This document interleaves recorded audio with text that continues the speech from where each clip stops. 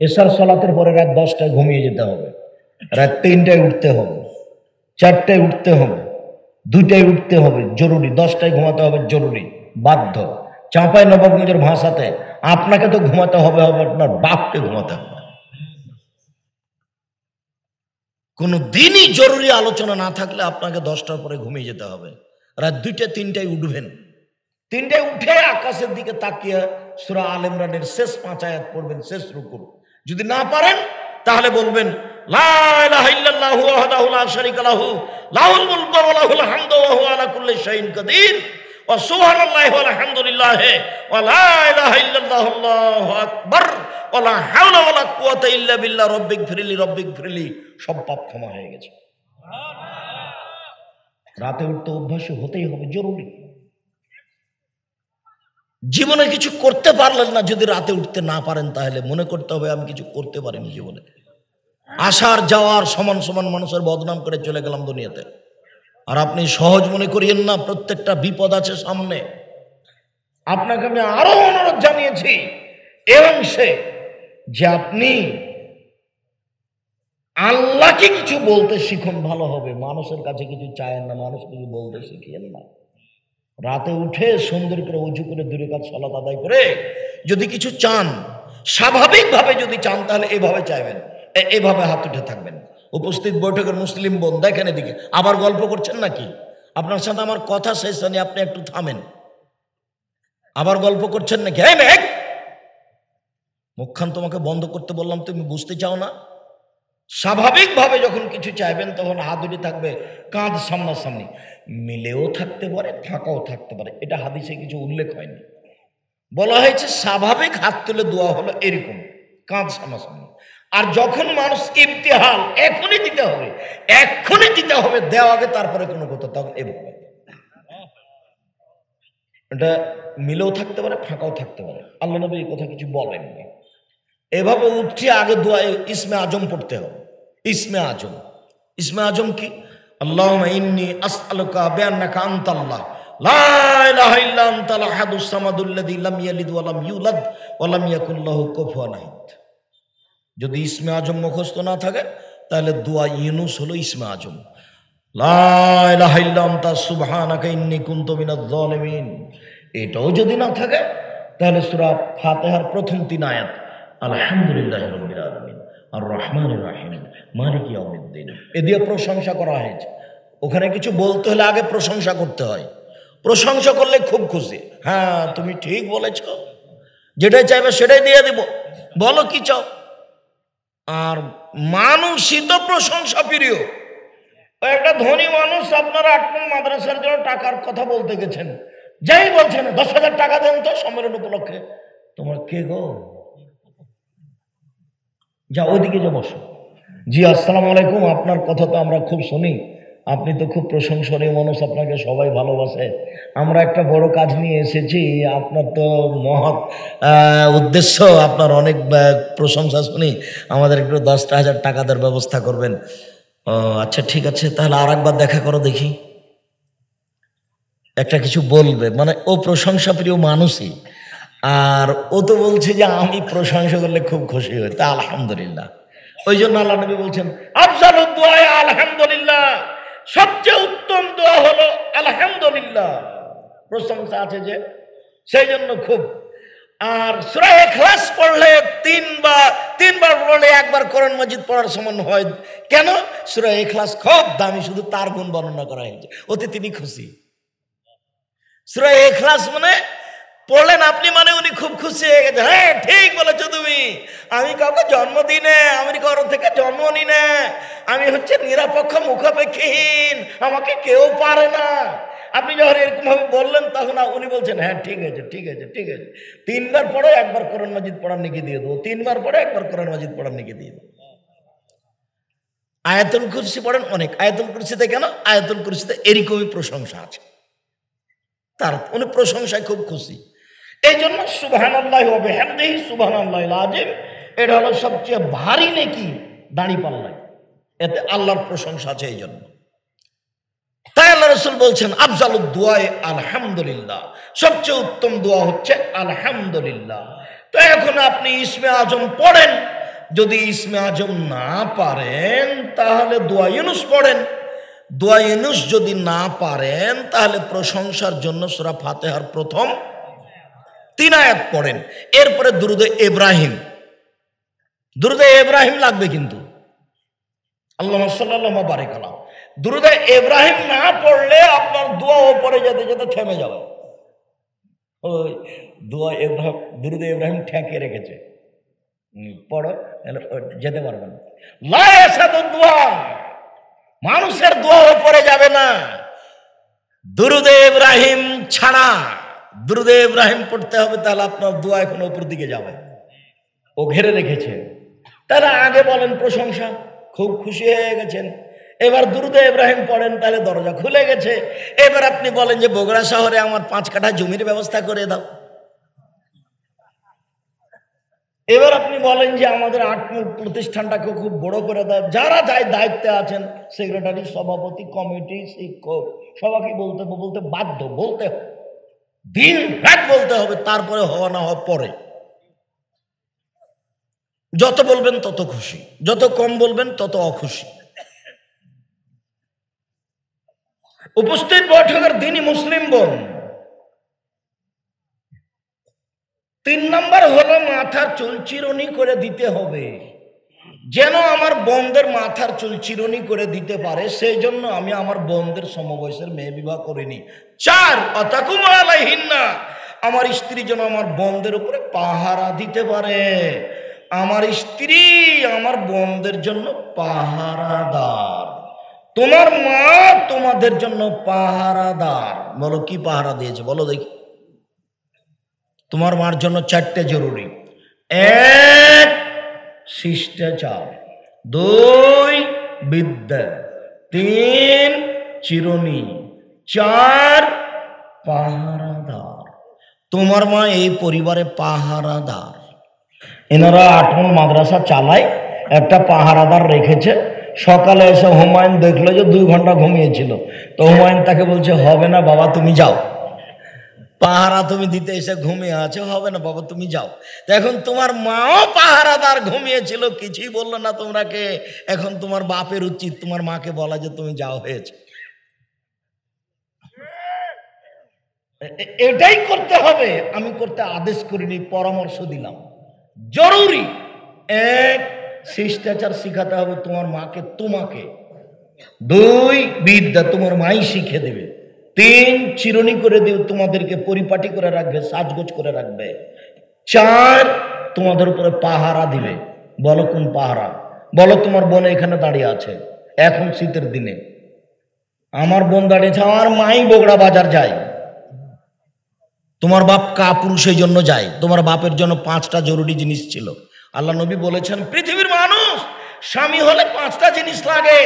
রাসূল সাল্লাল্লাহু আলাইহি ওয়াসাল্লাম বলছেন ইয়া মাশারাস শাবাব মান ইসতাতা মিনকুম বাত ফালিয়াতাজাওয়াজ। পৃথিবীর পুরুষ যারা বিবাহ করতে চাও, ক্ষমতা থাকলে বিবাহ করবা, বিবাহ করলে ক্ষমতা লাগে। ফাইলামাস্তাতে, যদি ক্ষমতা না থাকে তাহলে ভীষণ তাকে রোজা রাখতে হবে। রোজা থেকে থেকে থেকে যৌবনকে করে মিটিয়ে ধুলিসাৎ করে দাও মাটির সাথে। বিবাহ করিও না, ক্ষমতা না থাকলে বিবাহ করিও না, ক্ষমতা না থাকলে বিবাহ করিও না, নইলে ছেলে মেয়ে খারাপ হয়ে যাবে, সবাই বউ খারাপ হয়ে যাবে। শুনুন 5টা জিনিস লাগে। 1 যে মানের খাচ্ছেন বউকে সে মানের খাওয়াবেন। 2 যে মানের পড়ছেন সে মানের পড়াবেন। 3 ওয়ালা তুকাব্বে, কটু কথা বলবেন না, গালি দিবেন না, মারবেন না, ঠোঁট মোটা বলবেন না, রং কালো বলবেন না। 4 মুখের উপরে মারবেন না। 5 ওয়ালা তাতরুকা ইল্লা ফিল বাইতে, আপনি আপনার স্ত্রীকে আপনার বাড়ি ছাড়া কোথাও যেতে দিবেন না। খালার বাড়ি যেতে পারে না, ফুফুর বাড়ি যেতে পারে না, নানির বাড়ি যেতে পারে না, মায়ের বাড়ি যেতে পারে না, জরুরি দুর্ঘটনা ছাড়া বাড়ি ত্যাগ করতে পারে না। বাজার তো বহু দূরের কথা, বাজার তো ভাবতেই পারে না। আপনি কাপুরুষ, সেজন্য বাজার ভেবে ওই ঘুরে বেড়াচ্ছে। আপনি বেশি সুযোগ দিয়েছেন, ও বোকা মহিলা দিন রাত অভিমান করে, খালি বলে এটা মোটা কাপড় ভালো লাগে না, এটা চিকন কাপড় ভালো লাগে না। তখন আপনি 3-4 দিন পরে বলছেন তুই যা, তুই যে বাজার কর। এই তো অবস্থা হয়েছে। তখন শয়তান সুযোগ পেয়ে কয়দিন পরে বলছে যে সংসার হবে না, তালাক, তুই যা, 1 তালাক 2 তালাক 3 তালাক, তোকে তালাক দিলাম, 1 বৈঠকে 3 তালাক, তুই এখন চলে যা। পরের দিন ভুল ভেঙেছে, কি করা যায়, ছেলে মেয়ে 3টে, তো কি করা যাবে, তখন হানাফি মাদ্রাসাতে গেছে আপনার ইয়েতে কি যেন জামিল মাদ্রাসায়, তো বলছে 1 রাতের জন্য বিবাহ দিতে হবে। এরকম হলো না, খারাপ হয়ে গেল, চলো আপনারা সাহেবের কাছে, না 8 মাদ্রাসায় যাই। বলে হ্যাঁ সংসার চালু আছে, 1 তালাক হয়েছে, কোনো সমস্যা নেই, তোর বাঁচানো যায়, সিজদা করি আলহামদুলিল্লাহ। ধর্ম এইভাবেই চলছে। এই ছেলে, লজ্জা করো তুমি, তোমার মাকে 4টে জিনিস বলে দিও তো। 1, শিষ্টাচার শিখাবে তোমার মা তোমাদেরকে। 2, বিদ্বেষ শিখাবে। 3, তোমাদেরকে সাজগোজ করে রাখবে। এটা আমি বলিনি, এটা মুহাম্মদ সাল্লাল্লাহু আলাইহি ওয়াসাল্লাম বলেন, হাদিস বুখারী মুসলিম। 4, তোমার মা তোমাদেরকে পাহারা দিবে। আল্লাহ নবী বলছেন তোমার মা পাহারাদার, আমরা বলিনি, পৃথিবীর কোনো মানুষ বলেনি। মুহাম্মদ সাল্লাল্লাহু আলাইহি ওয়াসাল্লাম বলেছেন তোমার মা তোমার জন্য পাহারাদার। বলো তোমার মা কি পাহারা দেয়, বলো তোমার বোনের তোমার মা কি পাহারা দিল। তোমার মা তোমাদের এই পরিবারকে কবর দিয়েছে। আজকের ঘটনা তোমাকে বলছি, তোমার মা ঢং ঢং করে এসেছে, আবার ঢং ঢং করে চলে গেছে, এখন টিভি খুলে বসে আছে, যে দেখো না, এটা তোমার মা। যে বলিও খালা, খালা বলে ডাকিও, এটা তোমার মা না, এটা তোমার সৎ মা। এটা তোমার মা নয়, এটা তোমার খালা, এই কথাই ঠিক। এটা তোমার মা নয়, এটা তোমার খালা, এই কথাই ঠিক। এটা তোমার খালা নইলে এটা তোমার সৎ মা। নইলে তোমাদের পরিবারকে এরকমভাবে নষ্ট করলো কেন, তোমাদেরকে এভাবে ধ্বংসের পথে টেনে নিয়ে গেল কেন, সে চিন্তা ভাবনা করলো না কেন? শোনো, উপস্থিত বৈঠকের দিন মুসলিম ভাই বোন শোনেন, ইহুদি খ্রিস্টান, 1 মিনিট, ইহুদি খ্রিস্টান যতবার সূরা ফাতিহা পড়েন, শেষে গিয়ে বলেন গায়রিল মাগযুবি আলাইহিম ওয়ালাদ-দাল্লিন। আল্লাহ, ওরা ইহুদি, অভিশপ্ত, ওদের পথ দেখায়ও না। ওরা ইহুদি, ওরা অভিশপ্ত, ওদের পথ দেখায়ও না। দাল্লিন, ওরা ভ্রান্ত। খ্রিস্টান, ওরা পথহারা, ওদের পথ দেখায়ও না। ওরা খ্রিস্টান, ওদের পথ দেখায়ও না। এ কথা বলো দিন রাত 24 ঘন্টা। আবার আর একটা বলছি, শোনো, উপস্থিত বৈঠকের দিনই মুসলিম ভাই বোন একটু খেয়াল করেন। এই ছেলেরা, এদিকে লক্ষ্য করো, ওর গায়ে হাত দিয়ে বসে আছো নাকি? এদিকে খেয়াল করো, একটা কথা যেন 19-20 না হয়। এদিকে দেখো, আল্লাহর নবী মক্কা থেকে মদিনায় আসলেন। মদিনায় এসে দেখলেন যে মদিনার লোকেরা মহরমের 10 তারিখ রোজা আছে। মদিনায় এসে দেখলেন যে মদিনার লোকেরা মহরমের 10 তারিখে সিয়াম থাকছে। তাহলে রাসূল বলেন, কি ব্যাপার, তোমরা মহরমের 10 তারিখে সিয়াম থাকো কেন? তখন মদিনার লোকেরা বলল, আরে এটা তো আমাদের বড় দিন, এই দিনে আল্লাহ ফেরাউনকে ডুবিয়ে দিয়েছেন, এই দিনে আল্লাহ মূসাকে বাঁচিয়ে দিয়েছেন, এই কারণেই তো আমরা আল্লাহর শুকরিয়া আদায় করি। মুহররমের 10 তারিখ হচ্ছে আমাদের জন্য বড় দিন। মুহররমের 10 তারিখে আল্লাহ ফেরাউনকে ডুবিয়ে দিয়েছেন, মুহররমের 10 তারিখে আল্লাহ মূসাকে বাঁচিয়ে দিয়েছেন, তাই আমরা শুকরিয়া আদায় করি। তখন মুহাম্মদ সাল্লাল্লাহু আলাইহি ওয়াসাল্লাম বলছে, হ্যাঁ ঠিক ঠিক ঠিক, আমিও তোমাদের চেয়ে বেশি শুকরিয়া আদায় করাতে হক রাখি। আমিও মুহররমের 10 তারিখে সিয়াম থাকলাম। সঙ্গী সাথী, তোমরা মুহররমের 10 তারিখে সিয়াম থাকো, যেমন বলেছেন সিয়াম থাকো, তেমনি বলছে, হ্যাঁ আমরা মুহররমের 10 তারিখে সিয়াম থাকবো। মানে কেন থাকবো? দিন রাত আপনি বলছেন ওদের বিরোধিতা করতে হবে, ওদের বিরোধিতা করতে হবে, ওদের বিরোধিতা করতে হবে, ইহুদি খ্রিস্টানের বিরোধিতা করতে হবে। আপনি দিন রাত বলছেন ওরা মুহররমের 10 তারিখ রোজা থাকে, আমরা কেন থাকবো? তাহলে তাদের অনুসরণ হয়ে গেল। বিরোধিতা হলো কিভাবে? বিরোধিতা তো হলো না, আমরা মুহররমের 10 তারিখে সিয়াম থাকবো না। তখন আল্লাহ রাসূল বলছেন, থামো থামো থামো থামো থামো, শোনো, লাইন বাকাইতা সানাতাল কাবিলা, আমি যদি সামনে বছর বেঁচে থাকি লা সুমান্না তাসিয়া, তাহলে মুহররমের 9 তারিখও সিয়াম থাকবো। 9 তারিখ হবে বিরোধিতা, 10 তারিখ হবে শুকরিয়া। আর তুমি ব্রাজিলের পতাকা মোটরসাইকেল নিয়ে ঘুরো, বলো তো এটা কেমন? তোমাকে দেখলাম আর বুক ফেটে যায়, তুমি মুসলমানের ছিল, আমি কিছু করতে পারি না। আমি তোমাকে চোখে দেখি, রাস্তা দিয়ে হাঁটলে বিশাল পতাকায় তুমি খেলা দেখো। কাতার হলে কি হবে আমি বলেছি। একদিকে আছে জিবরাইল আলাইহিস সালাম আর একদিকে আছে মালাকুল মউত, দুইজন মিলে আন্তর্জাতিক ফুটবল খেলাচ্ছেন কাবা ঘরের মাঠে, তবু হারাম। বুঝেননি কথা? একদিকে কে আছেন? জিবরাইল আলাইহিস সালাম, এর একদিকে কে আছেন? মালাকুল মউত। খেলছেন কোথায়? কাবা ঘরের তবুও হারাম। তুমি বললে কাতার, সেই জন্য তোমাকে কথা বললাম।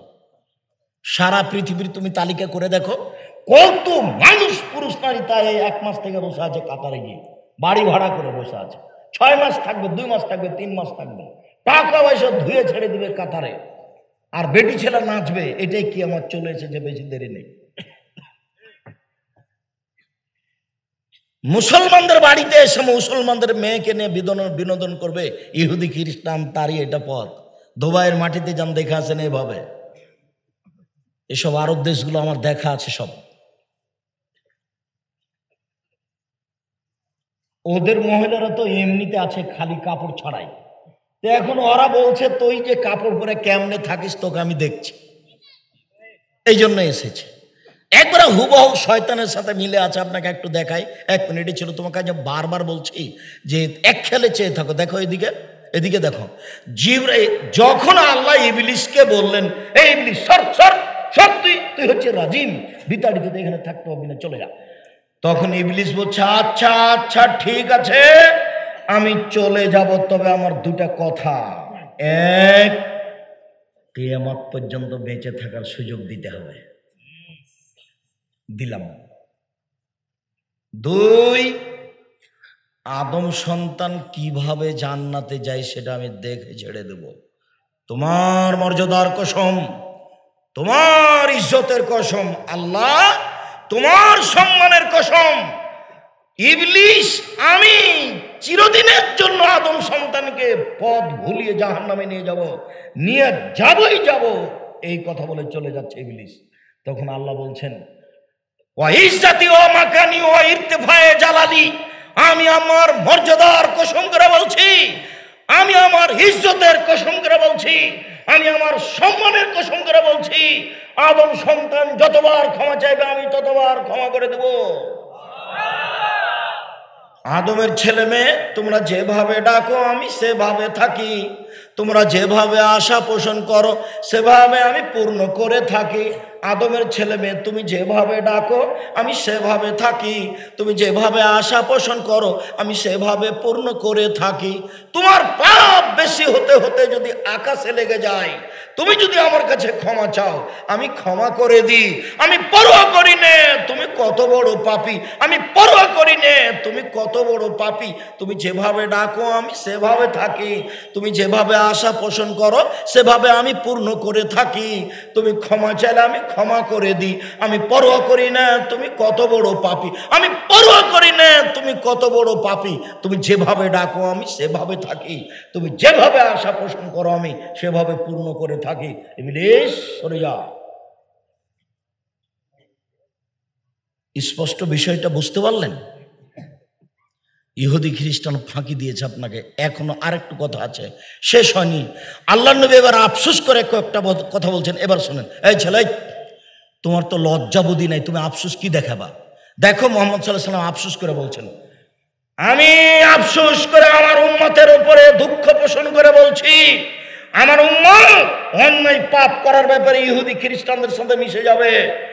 ডান হাতের বিঘত যেমন বাম হাতের সমান, ডান হাতের বিঘত যেমন বাম হাতের সমান, এটা যেমন সমান সমান, আমার উম্মত অন্যায় পাপ করার ব্যাপারে ইহুদি খ্রিস্টানদের সাথে মিশে যাবে সমান সমান। আবার বলছেন, পৃথিবীর মানুষ শুনে রাখো, ডান পায়ের জুতা যেমন বাম পায়ের সমান, ডান পায়ের জুতা যেমন বাম পায়ের সমান, সমান সমান যেমন আমার উম্মত ইহুদি খ্রিস্টানদের সাথে অন্যায় করার ব্যাপারে মিশে যাবে তেমন। আবার বলছেন, আমি দুঃখ করে বলছি, ইহুদি খ্রিস্টান যদি মার সাথে জেনা করে থাকে, আমার উম্মত মার সাথে জেনা করবে। এগুলো তিনি আমাদের উপর আফসোস করে বলে রেখে গেছেন। হাদিস সব বুখারী মুসলিম।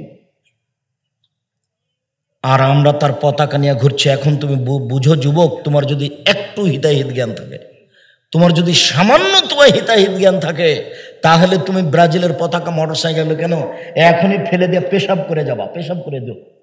আমি তোমার সামনে থুথু দিয়ে দিলাম। সম্মানিত দিনী ভাই বোন, সম্মানিত দিনী বোন, আপনাকে আমি আবারও অনুরোধ জানিয়ে সামনের দিকে চলে গেলাম। অনেক আফসোস আপনার উপরে থেকে গেল। পরিবার আপনি নষ্ট করেছেন, পরিবার আপনি ধ্বংস করেছেন। আল্লাহর কাছে ক্ষমা চেয়ে পরিবারকে সুন্দর করার চেষ্টা করেন। আপনি চেষ্টা করলে কিছু আগাতে পারবেন ইনশাআল্লাহ। আমি আপনাকে দোয়ার কথা বলে গেলাম, দোয়া করে পরিবারের জন্য আল্লাহকে বলেন। এবং আপনি যা করেছেন করেছেন, এখন ঠিক হয়ে যান। আপনি 4টা কাজ করেন, আপনার জন্য জান্নাতের সব দরজা খোলা। যদিও রাসূল সাল্লাল্লাহু আলাইহি ওয়াসাল্লাম বলছেন জাহান্নাম বলতে নারী আর নারী, জাহান্নাম বলতে নারী আর নারী, জাহান্নাম বলতে নারী আর নারী, জাহান্নামের অধিকাংশই নারী। এরপরেও মুহাম্মদ সাল্লাল্লাহু আলাইহি ওয়াসাল্লাম বলেছেন মহিলারা যদি 4টা কাজ করতে পারে জান্নাতের সব দরজা খোলা। যদি 4টা কাজ করতে পারে জান্নাতের সব দরজা খোলা। 1, 5 ওয়াক্ত সালাত। 2, রমজান মাসে সিয়াম রোজা। 3, স্বামীকে মেনে চলা। 4, জেনায় লিপ্ত না হওয়া। আব্দুর রাজাক সাহেব একটু শোনেন, আমরা 8 বল এলাকার মহিলা, আমরা গ্রামের নারী মহিলা, আমরা প্রথম 3টা কাজ করতে পারি। 1, 5 ওয়াক্ত সালাত আদায় করি। 2, রমজান মাসে সিয়াম থাকি। 3, আমরা জেনায় লিপ্ত হই না, জেনা করি না। 4, তবে স্বামীকে মেনে নিতে পারি না। কেন? স্বামীর মুখ খারাপ, ও খালি গালি দেয়, ও খুব খুব গালি দেয়, আর ও খালি বড় মোবাইলে ল্যাংটা মেয়ে দেখে, ওকে সহ্যই করতে পারি না। ওর চাল চলন, ওর চরিত্র আমার কাছে এত খারাপ যে রান্না বান্না হলে আমি মেয়েকে বলি যে তোর বাপকে খাবার দিয়ে, আমি যেতে পারি না। বৌমাকে বলি তোমার শ্বশুরকে খাবার দিয়ে আসো। ঠেলাই পড়ে যদি আমি একবার যাই পানি নিয়ে, তো গিলাসটা এইভাবে ঠেকুস করে রেখে বউ চলে যায়।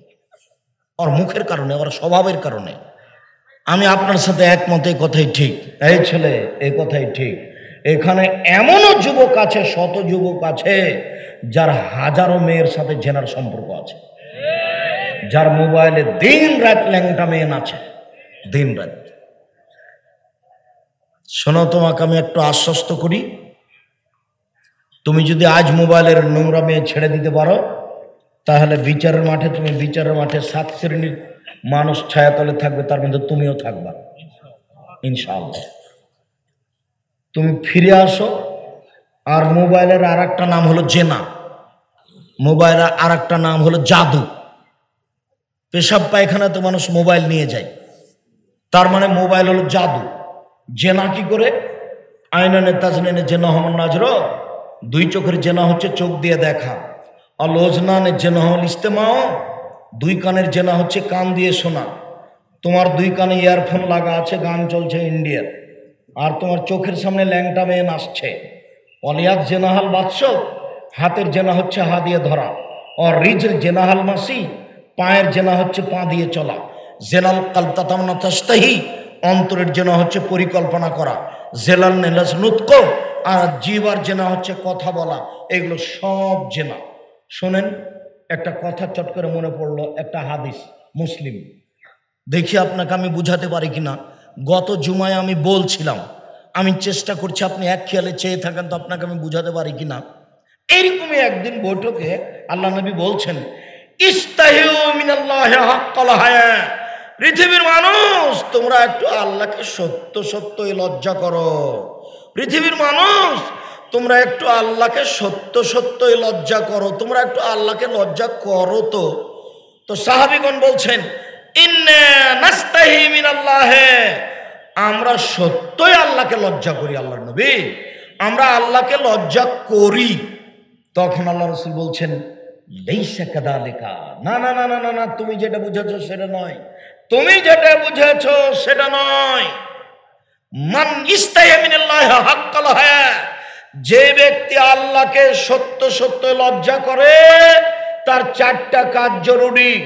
1, ওয়ালিয়াহফাজ রাসাহা ওয়া মাওয়া, সে যেন মাথাকে হেফাজতে রাখে, এবং মাথার সাথে যত কিছু আছে এর সাথে কয়েকটা কথা আছে।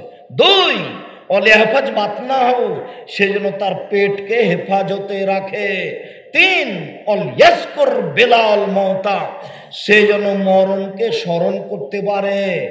4, সে যেন পরকালকে স্মরণ করে দুনিয়া ত্যাগ করতে পারে।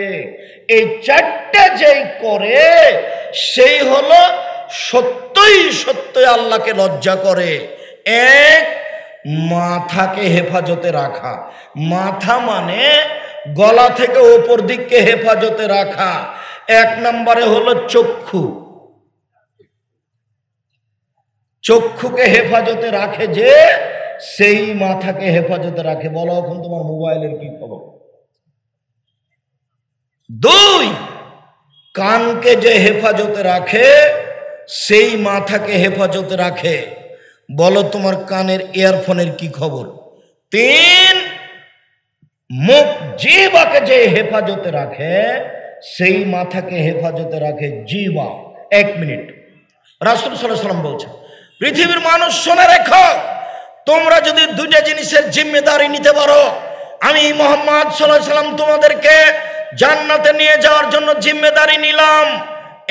এক, মুখকে যে হেফাজতে রাখবে আর যে লজ্জা স্থানকে হেফাজতে রাখবে, জেনায় লিপ্ত হবে না, আমি মুহাম্মদ সাল্লাল্লাহু আলাইহি ওয়াসাল্লাম তাকে জান্নাতে নিয়ে যাব, আমি জিম্মেদারি নিলাম। তা আল্লাহর নবী যে বললেন যে মাথাকে হেফাজতে রাখতে পারে সেই আল্লাহকে সত্য সত্যই লজ্জা করে। তো মাথাকে হেফাজতে রাখার 1 নম্বর পথ হলো চোখ, 2 নম্বর পথ হলো কান, 3 নম্বর পথ হলো মুখ। আল্লাহ রাসূল বলছেন, সঙ্গী সাথী বলতে পারো মানুষকে পিছন দিক থেকে ধাক্কা মারে জাহান্নামে নিক্ষেপ করে কি? সঙ্গী সাথী বলতে পারো মানুষকে পিছন দিক থেকে ধাক্কা মারে জাহান্নামে নিক্ষেপ করে কি? সঙ্গী সাথী বলতে পারো মানুষকে পিছন দিক থেকে ধাক্কা মারে জাহান্নামে নিক্ষেপ করে কি? এ কথা বলতে বলতে বলছেন ফাঁকা জেলে সানা হোক, জিভাটা ধরে নিচ্ছেন, জিভা মানুষকে পিছন দিক থেকে ধাক্কা মারে জাহান্নামে নিক্ষেপ করে। মুখকে যে কন্ট্রোলে রেখেছে সেই সত্য সত্য আল্লাহকে লজ্জা করেছে। শুনুন, আল্লাহ নবী বলছেন বাঁচার পথ 3টে, তার একটা হলো মুখ কন্ট্রোল রাখা। যে মুখকে কন্ট্রোলে রেখেছে, হেফাজতে রেখেছে, সেই জান্নাতে যাবে, সে বেঁচে গেছে। 2, পেট, পেটকে হেফাজতে রাখা মানে হারাম না খাওয়া। 3, মরণকে স্মরণ করা, মরণকে স্মরণ করা। এই ছেলে, একটা কথা আমার উপরে বলা হয়েছে, দেখো তো তুমি এই হাদিসটা অনুবাদ ঠিক করে, আমি বলছি তুমি একটু খেয়াল করো তো। আমার ব্যাপারে বেশ কিছু কথা বলা হয়েছে, তার একটা বলা হয়েছে যে আব্দুলের বাপ মা জাহান্নামে যাবে। আমি বলেছি এ কথাই ঠিক, আমার উপরে অন্যায়ভাবে নানান কথা বলা হচ্ছে, এ কথাও ঠিক। আপনি একটু হাদিসের অনুবাদ আমার দিকে খেয়াল করেন, আপনি বুঝতে পারবেন। আবু হুরায়রা রাদিয়াল্লাহু তাআলা আনহু বলছেন, আল্লাহর নবী একদিন তার মায়ের কবর জিয়ারত করতে গেলেন। ফাবাকা, মায়ের কবর জিয়ারত করতে গিয়ে কাঁদতে লাগলেন। ওয়াবকা মান হাওলাহু, আশেপাশে যারা ছিল সবাইকে কাঁদিয়ে দিলেন। দিয়ে বলছেন, শোনো তোমরা, ইন্নী ইস্তাজানতু ফি আন আস্তাগফিরা লাহা, আমি আমার মায়ের জন্য ক্ষমা চাওয়ার অনুমতি চাইলাম। আল্লাহ আমাকে একটু অনুমতি দাও না, আমি আমার মায়ের জন্য একটু ক্ষমা চাই তোমার কাছে, আমাকে একটু অনুমতি দাও। আমি একটু বলি যে আল্লাহ তুমি আমার মাকে ক্ষমা করো, আমি একটু বলি আমাকে অনুমতি দাও। ফালাম ইউজাল্লি, আমাকে অনুমতি দেওয়া হলো না। না না না না না না না, তুমি তোমার মায়ের জন্য ক্ষমা চাইতে পারো না। না না না না, তুমি তোমার মায়ের জন্য ক্ষমা চাইতে পারো না, তুমি তোমার মায়ের জন্য ক্ষমা চাইতে পারো না। ওয়াস্তাজানতুহু, আমি তখন তার কাছে আবার অনুমতি চাইলাম। আন আজুরা কাবরাহা, আমি তার কবর একটু দেখতে যাব, জিয়ারত করতে যাব। ফাওয়াজান আলী, আমাকে অনুমতি দেওয়া হলো, যাও তোমার মায়ের কবর দেখে আসো, তবে কবর পাশে গিয়ে বলতে পারবে না আমার মাকে ক্ষমা করো। এই ছেলে বলো তো কি বুঝলে তুমি? যে নবী মায়ের জন্য ক্ষমার কথা বলতেই পারে না, সেই মা জান্নাতে চলে যাবে কিভাবে? বলাই নিষেধ। বুঝাতে পারলাম না মনে হয়, হাদিস মুসলিম, কথা মনে হয় বুঝাতে পারিনি ভালো করে। আবার বলি, আমার দিকে একটু খেয়াল করেন তো, কথাটা আবার বলি। আল্লাহর নবী কবর জিয়ারত করতে গেছিলেন কার? মায়ের। দিয়ে কেঁদে ফেলেছিলেন। আশেপাশে যারা ছিল সবাই কেঁদেছিল। এরপরে তিনি বললেন, শোনো দুনিয়ার মানুষ, আমি আল্লাহর কাছে অনুমতি চাইলাম যে আল্লাহ, আমি একটু তোমাকে বলতে পারি কি যে আমার মাকে ক্ষমা করো। এই কথাটা আমি তোমার কাছে বলার অনুমতি চাচ্ছি। তখন আল্লাহ আমাকে অনুমতি দিলেন না। বুঝা গেছে? তা আমি তখন আল্লাহকে বললাম যে ঠিক আছে, আমি আমার মায়ের জন্য ক্ষমা চাওয়ার অনুমতি তো পেলাম না, তো আমি একটু মায়ের কবর দেখতে যেতে পারি? তখন আল্লাহ বললেন ঠিক আছে, দেখতে যেতে পারো। কেন? কবর দেখতে গেলে মরণকে স্মরণ হয়। সম্মানিত দিনী ভাই বোন, সত্য মিথ্যার দুই একটা বাক্য বলি। 3 শ্রেণীর মানুষ এমন পাপী যাদের সাথে আল্লাহ কথা বলবেন না। 3 শ্রেণীর মানুষ এমন পাপী যাদের সাথে আল্লাহ কথা বলবেন না। 1, মালিকুন কাযযাব, মিথ্যুক দায়িত্বশীল।